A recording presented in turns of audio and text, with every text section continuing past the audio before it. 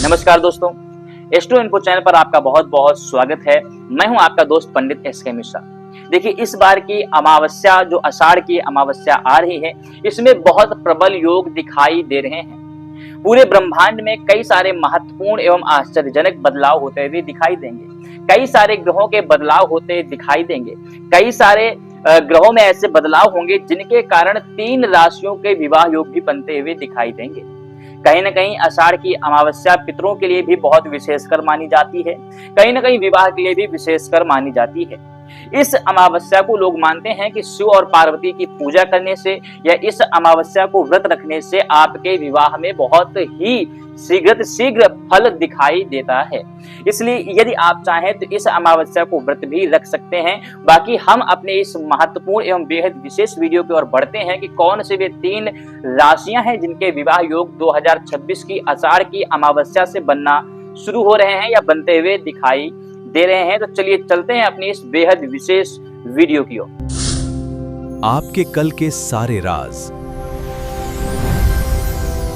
Astro info, सही ग्रह सही दिशा।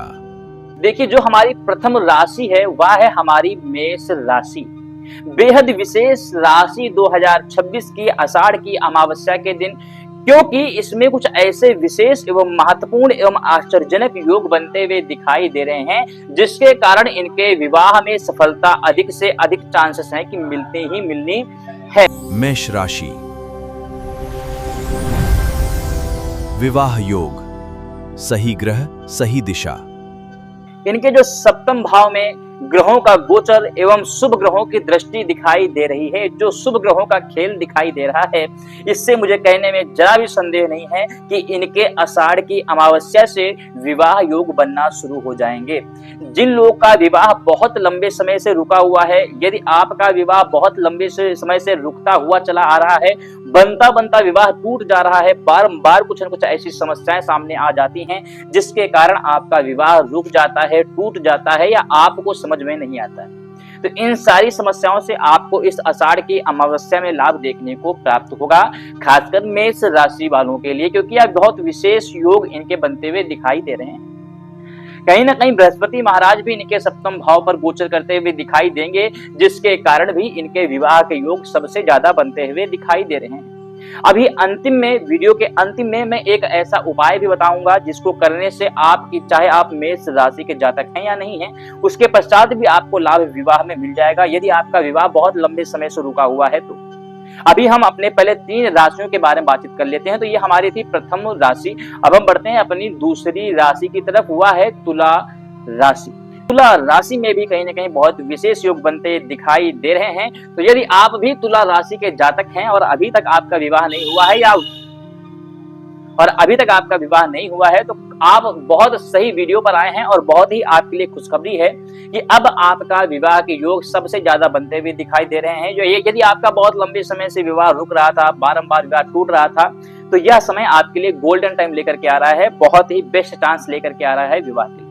खासकर इनको मैं एक और चीज बताना चाहूंगा, यदि आप अपने प्रेम विवाह को लेकर के परिवार में बताना चाह रहे हैं या अपने प्रेम विवाह को लेकर के चर्चा करना चाह रहे हैं, तो यह आपके लिए गोल्डन टाइम रहेगा, बहुत अच्छा समय है। आप चाहें तो घर वालों के समक्ष अपनी बात को रख सकते हैं, अपनी बात को घर वालों के समक्ष रख करके अपने प्रेम विवाह में एक कदम आगे बढ़ा सकते हैं। तो यह थी हमारी तुला राशि।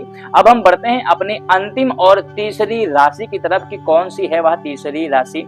तो देखिए, जो हमारी तीसरी राशि है वह है हमारी कुंभ राशि। कुंभ राशि में भी जो योग दिखाई दे रहे हैं वे अधिकतर 90% के ऊपर योग दिखाई दे रहे हैं। कहीं ना कहीं कुंभ राशि वालों को भी प्रेम विवाह में विशेष लाभ मिलेगा।